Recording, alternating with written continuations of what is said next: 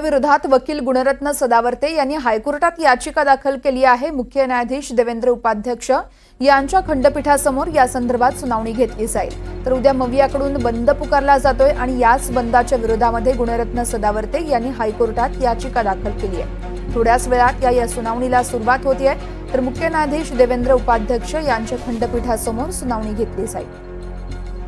या संदर्भात अधिक माहिती देत आहेत आमचे प्रतिनिधी अक्षय कुडकेलवार आहेत आपल्यासोबत। अक्षय, आपण पाहतोय उद्या मवियाचा बंद आहे आणि त्याच बंदच्या विरोधात गुणरत्न सदावर्तेंनी हायकोर्टात धाव घेतली आहे।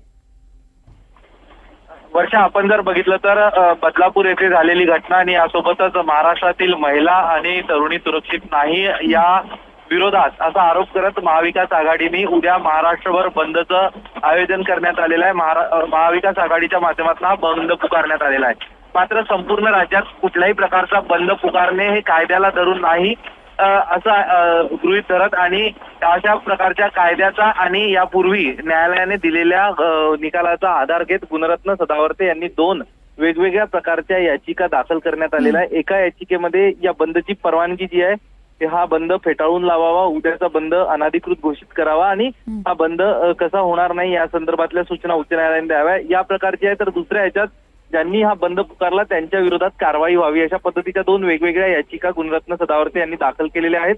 गुणरत्न सदावर्ते हे उच्च न्यायालयामध्ये दाखल देखील झाले आहेत आणि थोड्याच वेळात लंच ब्रेक सुरू आहे। लंच ब्रेक नंतर साधारण 2:30 वाजताच्या सुमारास मुख्य न्यायाधीश देवेंद्र कुमार उपाध्याय यासोबतच न्यायाधीश डॉक्टर आरिफ यांच्या खंडपीठासमोर ही सुनावणी होणार आहे आणि याबाबतचा निकाल दुपारपर्यंत देईल। त्यामुळं नेमकं उद्याच्या महाराष्ट्र बंद संदर्भात काय भूमिका या ठिकाणी न्यायालय घेतं, कशा पद्धतीचे आदेश देतात आणि हा बंद महाविकास आघाडीने पुकारलेला बंद यशस्वी होतो की सुप्रीम कोर्ट या बंदला स्थगित देतात हे बघणं अत्यंत महत्वाचं ठरणार आहे। मात्र एकूणच उद्या जो बंद पुकारलेला आहे आणि राज्यात पद्धतीचं वातावरण आहे यामुळं चिंता सर्वसामान्य महाराष्ट्रकरांची वाढलेली आहे की जर उद्या बंद असला तर अनेकांचे शनिवार रविवार वेगवेगळे नियोजन असतात, मात्र हे कोलमडणे याची चिंता सर्वसामान्य महाराष्ट्रातील जनतेला आहे। निश्चितच अक्षय, या सुनावणीत काय होत आहे हे पाहावं लागेल। तुर्तास धन्यवाद आपण दिलेल्या सविस्तर माहितीसाठी।